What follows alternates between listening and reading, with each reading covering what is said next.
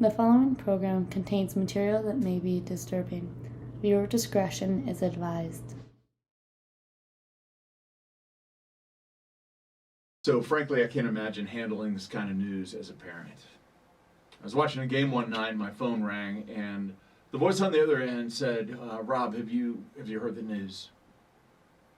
That kind of call usually is not good news. And so I tuned right in, and I was like, well, what happened? And this man started telling me how another man in our community, what their family was going through. Leader in our community, CFO of his company, life going well, leader of his company, leader of his family, great family, right? Daughter, 17 years old, had everything in front of her in life. In high school, she was involved in things. She was involved in things in the community, in the church, all that kind of stuff. She was struggling with depression, and you can see this coming. She'd done some research online and figured out the right concoction of pills to take, and had taken her own life one night. This guy lives about less than a mile from me. Family didn't see her down at breakfast the next morning, and went up to check on her, and this dad found his daughter dead in bed. And frankly, I cannot imagine the level of pain and anguish that this family went through. I can't imagine the darkness that is probably still with them as a family. The level of sadness, the level of just Category 5 storm that hit their life. Man, I lead into that story and share that with you to let you know that that is the kind of stuff that as a podcast we want to jump into and deal with, because that is the reality that many of us face in our life. Many of us know people whose lives have been impacted by suicide, whose lives have been hit with these levels of Category 5 storms. One pastor not too far from me told me that during COVID, he had a meeting with the city and the county that he was in and said, listen, we have got to get our middle school and high school kids together, because the mental health crisis that they are facing is going to last, and the impacts are going to be here far longer than this virus will be. I did some research on youth suicide, and youth suicide rates rose 62% between 2007 and 2021.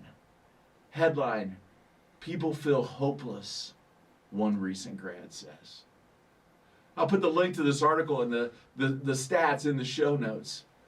But statistics from the CDC on teenage suicide up 62%. Like, are you kidding me? Men, some storms hit our life that change our realities forever. And I want to welcome you to this episode of The Next Stage. I realize that is a pretty dark way to jump into an episode. But I want to use that to grab our attention, to say, listen, the stuff that we're dealing with here, it really is, and it can be life and death. We're in the middle of a series called The School of Hard Knocks. And the first episode in this series, I believe it was episode 7, we took a look at the School of Hard Knocks 101, and we centered around this idea that hard knocks are part of being a battle-tested man. It's how you prepare for them and allow them to form you that really counts. I'd encourage you to go listen to episode 7. In this episode we're jumping into today, it focuses around your life and about as you step into life, things are going to hit your life. And these things are very real threats. I mean, this is not the movies. This is not some make-believe thing. This is not some online thing that you don't even know if it's true or not. the things that we face every day as men, they are real circumstances with real tragedies and real storms that hit real life and make real impact. And I have no doubt that everybody listening to the sound of my voice or watching on YouTube, you know families, perhaps your own, who's been impacted by suicide. Maybe for you it's not that. It's not that stark, and I hope it's not. But maybe it's the loss of a marriage. Maybe it's a disease. Maybe it's the loss of a job. The thing I know about those types of things, my life just like yours, we ask the question, what do I do? As we turn into this next stage, this 201 level of the School of Hard Knocks, we're asking the question, what do I do? Because the reality is, some things in life we have training for, right? We learn how to read, and we have somebody who's as wonderful as my wife, a second grade teacher who loves to teach kids how to read. They're walking us through phonics, and they're walking us through those tools, and they teach us how to read, or they teach us how to do math, or someone teaches us how to ride a bike. But who teaches us how to handle this kind of stuff in life? I'll bet for you, similar to me, nobody really gave me a handbook on that, right? Nobody really gave me that kind of training. And when this kind of stuff hits, we feel like a kid who's out in the playground trying to throw a football for the first time, and we just kind of let it fly, and it's, wobbling all over the place. And they're getting laughed at because they don't know what to do. They don't know how to handle it. And that's how we as men a lot of times feel in life, right? And we do many different things when that happens. We either hide, we act like we just fake it till we make it. We make something up, we just kind of waddle our way through and, just kind of wing it. But a lot of us are threatened to quit. And in this episode, I want to give you some very, very practical things to help you grab onto and know how, or maybe you're right in the middle of it right now and you're like, I'm so glad this is here. This is a tool for me. How do I handle these category 5 storms in my life? That's what we're jumping into today. And I want to speak to a part of you and a part of your identity that when you face stuff like this in life, maybe you want to give up. Maybe you want to just hide. Maybe you want to run away. Maybe you want to medicate. But very similar to the man who went through this episode with his family, he could have just given up. I'm sure he wanted to at times to give up. But there was something in him whispering, don't give up. Don't give up. There was a part that aspired to even walk through this storm. To walk through, to not give up, that didn't want to give up, that wanted to learn from it and grow from it. And I want to talk to that part of you today. The part that says, don't give up. Don't give up. Walk into this. Learn from this. Lean into this. So what do you do? I want to give you a couple suggestions that you can hang on to. Maybe you're right in the middle of this again and you're like, I've got to have some tools to walk through. Maybe you know another man who you're like, he needs some stuff to walk through. I don't know what to do. I'm going to give you a couple very practical ways that you can help somebody or help yourself. Maybe for you it's putting your mask on before you help somebody else. Great, let's do that. but very practical tools to help you learn what to do when you walk through this kind of stuff in your life. Number one, when you get knocked down, reach out. When you get knocked down, reach out. How many of us, when we run into things, our number one tendency is to isolate? I think that is a very almost primal response. Something happens, what's our body do? It wants to protect. I get injured, what happens? Inflammation rushes to that area. I get cut, platelets run, they protect, they help blood clot, they help stop. And we do the same thing. We isolate. We end up like animals sometimes, cowering in a corner, just protecting ourselves. But what if we were to do something different? What if instead of isolating, we learned to reach out? Is that vulnerable? Oh, you bet. You bet. But what if we were to cultivate men around us who we were in relationship already for the just-in-case moment? I mean, when the fecal material of life hits the fan and you've got to have somebody, what if those men were readily available and you could just reach out? I encourage you, build that band of brothers for when you need them. You can reach out to them. Goes back to podcast number one. Don't go it alone. Thoreau said, the mass of men live lives of quiet desperation. What if instead we cultivated lives proactively, not reactively, but proactively, like Clarence the Angel said when he wrote on that note in It's a Wonderful Life, no man is a failure who has friends.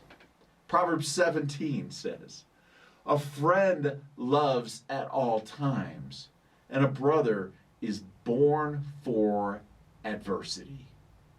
A brother is born for adversity. You know what? Having men around you who you can reach out to is one of the things that I would suggest. Cultivating that ahead of time. But if you are in the middle of it, reach out.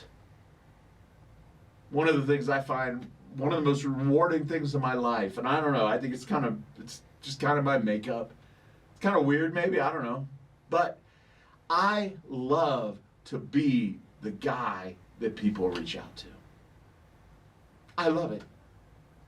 For about 30 years of my life, I have cultivated this thing of just coaching others. I'm not a therapist. I have been a pastor. I've coached men for about 30 years, been in one-on-one mentoring, developing, discipling, training relationships.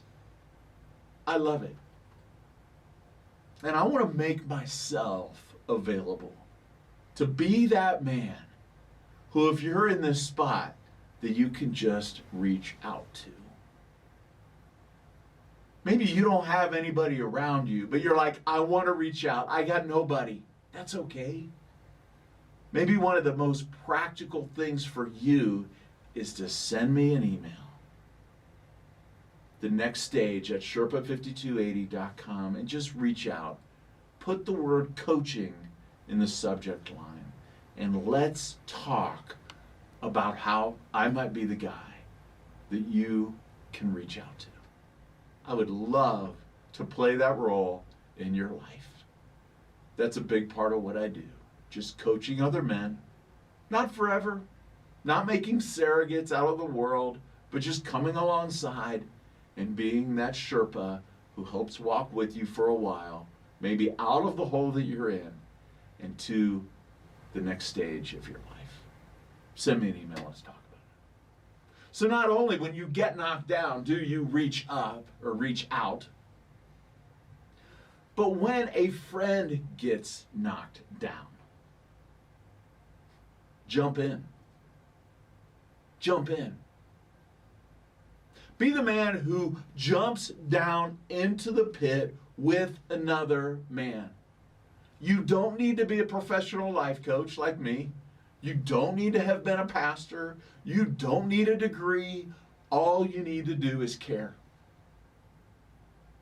When another man gets knocked down around you, jump in. Jump in.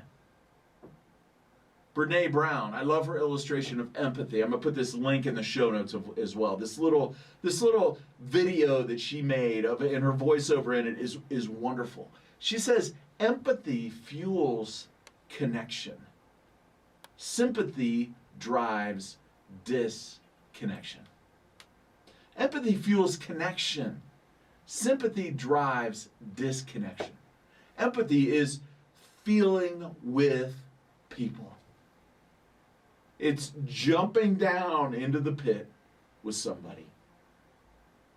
And just sitting there saying, like my friend whose wife left him this week, man, I'm so sorry. I don't know what that feels like, but I'm just in it with you. Called him from across the country. Just said, listen, man, I've never been there. I've never experienced that. I don't have a card. I am not going to send you a book. I'm not going to tell you, she was a B word and you're better now anyway. No. It's just sitting there. Delivering no silver linings. Just jumping in and being with that person. Is it awkward? Can be. Absolutely. Not sure what to do? Not sure what to say? That's okay. The Jewish people had this down. Did you know that in Jewish culture there is a tradition of sitting there and saying nothing and just being with a person who is hurting? It's called sitting Shiva. Just being there. There's a protocol for what to do. They wear black, they mourn. They might bring potato salad or whatever Jewish people bring, kosher food. But they don't just shoot emails or, gosh, hope you feel better, or, man, your wife left you, you'll get another wife. They just sit there. Try it sometime. In that awkward time when you're like, I don't know what to say. Just go sit there and be there with that person. Your physical presence brings life. This man who lost his daughter to suicide. You know what his friends did? I heard these stories. They just showed up at his house. They just showed up. They held him. They cried with him. They didn't deliver a manual in suicide prevention, or here's what you do now, or here's how you screwed up, or here's what she should have done. They just sat with this guy and his family and held them and walked with them through this kind of darkness in their life. They just sat there. If you can be that man in another man's life, you have won at life. If you can be that kind of man who just jumps in the pit, just sits there. I remember when my daughters were young, okay? My daughter number one, who will remain nameless, was in trouble. And I don't know what she did. She did something. But my wife gave her a timeout, sat her on the step. She had to go sit there. Daughter number two, about a year and a half younger than her. You know what she did? She went and sat on the step with her. She just sat there. They just sat there together. My wife told me this story, took a picture of them sitting on the step together. The one was in trouble, the other one was just there with them. Middle children, I get you. That's what I would have done too. my brother Mike in trouble, I would have just jumped in with him.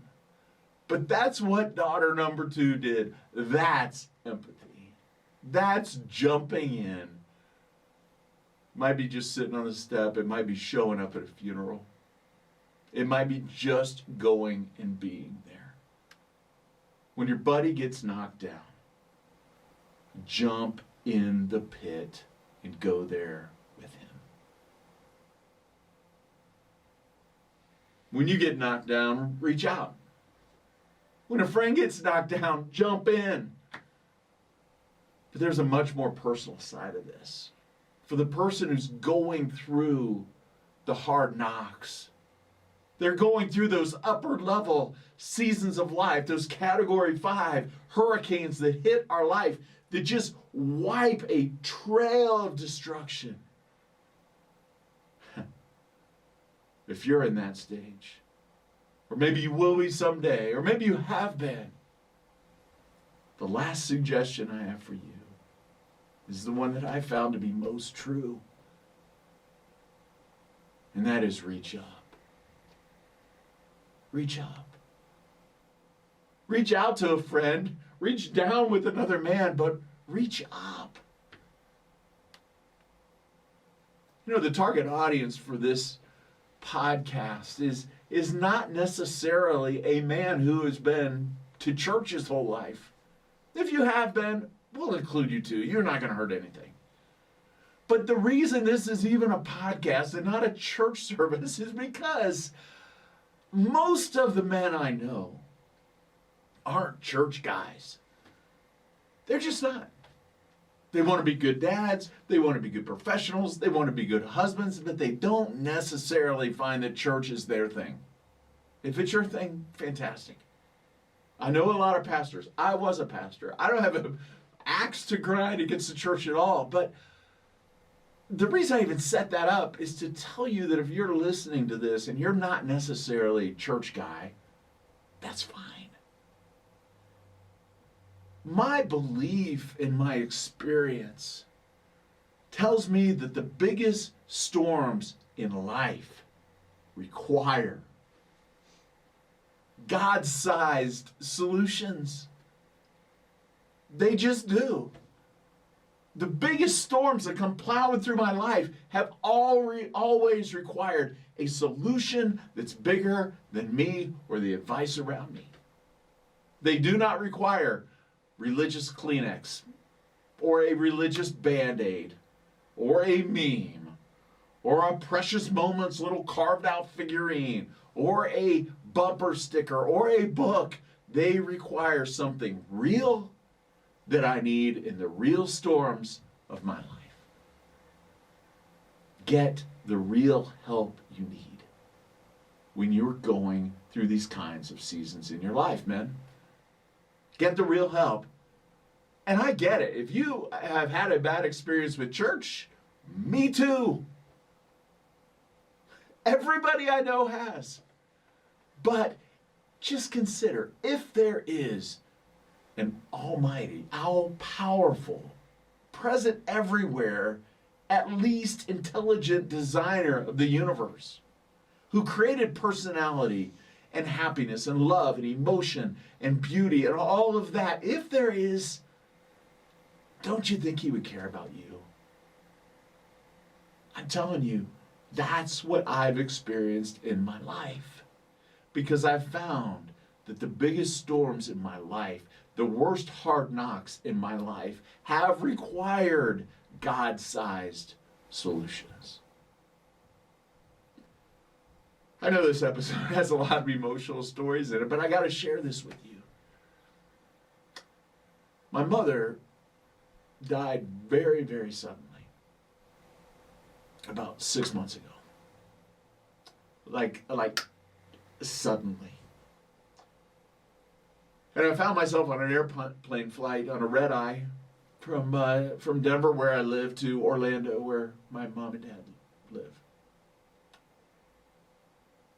I got there about 4 in the morning and grabbed a couple hours of sleep, and I remember laying on the bed in my parents' guest room, knowing that my mom was no longer with us, and knowing that my dad, who had been married to my mom for 60 years, was still sleeping in the room right next door. And I remember laying on that bed thinking, what am I going to do? How am I going to walk through this with him? What am I going to say? Because if I were to identify the place in my body where this pain lived, it was deep in my gut. It was as deep in the center of my body as it could possibly be. It was the kind of pain that I had never felt in my life. Ever. And I remember that. The phrase they tell you when you get on an airplane, put your mask on before helping others. I hear it every time I get on a plane, which is about once a week these days. Put your mask on before helping others.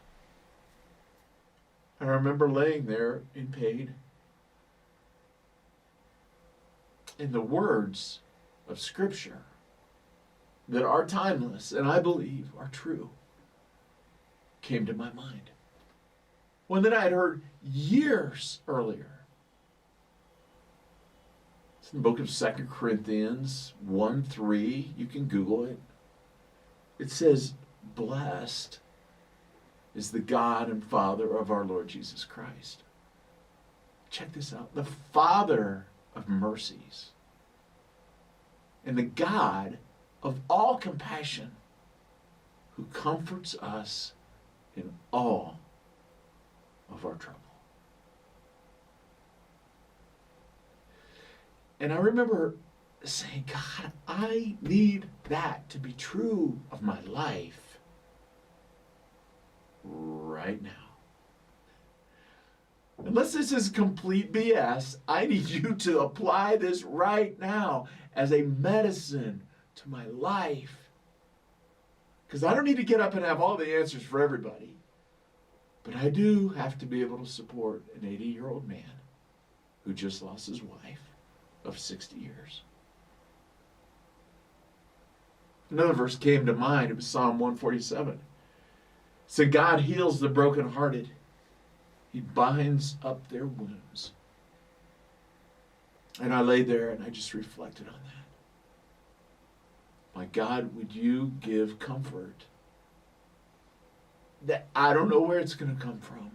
And I need you to bind up this gaping wound in my life. And I laid there and I took a deep breath in and a deep breath out. And I'm glad my dad sleeps in a lot because he had been up super late too. But for a couple of hours, I just marinated my soul in that truth. And man, those promises, those things can be true in your life if you reach up. If you reach up. And that's my story. That's what I can share with you. I'm not going to sit here and argue whether or not the world was created in 7 days. I'm not going to argue anything having to do with some crazy, very distant question of philosophy, but I am going to tell you that is true. Why? That's what I experienced. And I stood a couple months ago with a woman on our street who's not religious even remotely. And I told her that story. Because she had recently lost her mom too. And she said, you know what? I had a very similar experience in my car as I was driving back to Nebraska to go see my mom, who was dying. And I said, God met you right there in the car. She said, yep, he did. That's just who he is. He reaches down. He's one who reaches down. But he just says, will you reach up? Will you reach up? Your reaction to this may be like, well, that's exactly what I need, Rob. Man, I need that. Then do that. Reach up. Grab that hand that's reaching down. And then reach out. You may be like, man, I've got some bad experiences with religion. Me too. Me too. But I don't have ever being abandoned by God. Ever. Men, where do you turn when you are facing life's worst hard knocks? Where do you turn? You reach up. You might be somebody who can reach down to another man, and then you reach out. Those three things: reach out to somebody around you, reach down to another man, and then reach up to somebody who cares more about you than you can ever imagine. My call to action for you is very simple. Number one, ask God to help you in your storms. You might journal your thoughts down. You might write them down. You might start to process that way. You might reach out and just say, I need a coach right now in my life. I'd be honored to jump in with you. But just begin to put that in practice. Reach out. Reach down to another man. And reach up. I ask you to do those three things, and God will meet you in those places. Men, thanks for being part of this with me. I realize this has been a very emotional journey of talking about suicide and walking through death and all that, but those are the level of hard knocks that hit our life. And I just wanted to get gut level honest with you in how I found to be true to walk through those things. A couple of gold nuggets that we always leave you with, something to hang on to. I already gave them to you. In 2 Corinthians 1, it says, blessed be the God and Father of our Lord Jesus Christ, the Father of mercies, the God of all comfort, who comforts you in your trouble. And that day when I was laying on that bed, I couldn't even get to the second half of that verse, because it says, so that you might comfort other people. But I just needed the first part. Just hang on to that gold nugget. The other is out of the beautiful song lyrics of Psalm 147. God heals the brokenhearted. He binds up their wounds. Men, when you get knocked down, reach out. Reach down to another man, but reach up. That's my encouragement for you. And I want to thank you for joining us on this episode of The Next Stage. I hope it's meant something to you. And if you know of a man in your life, maybe it's not a man, maybe it's a woman, and you're like, you just need to listen to this. Great. Just share this. Send this to them. If this meant something to you and you're like, I just want to share a thought, then email me. The Next Stage at Sherpa5280.com. Would love to be in touch with you. And I invite you to join us in the next episode as we take a look at some very, very, very practical things. Once you walk through this, what can you do to deal with the reality of the hard knocks that are in your life? Thanks for joining us on this episode, and we will see you on the next episode of The Next Stage. Have a great day.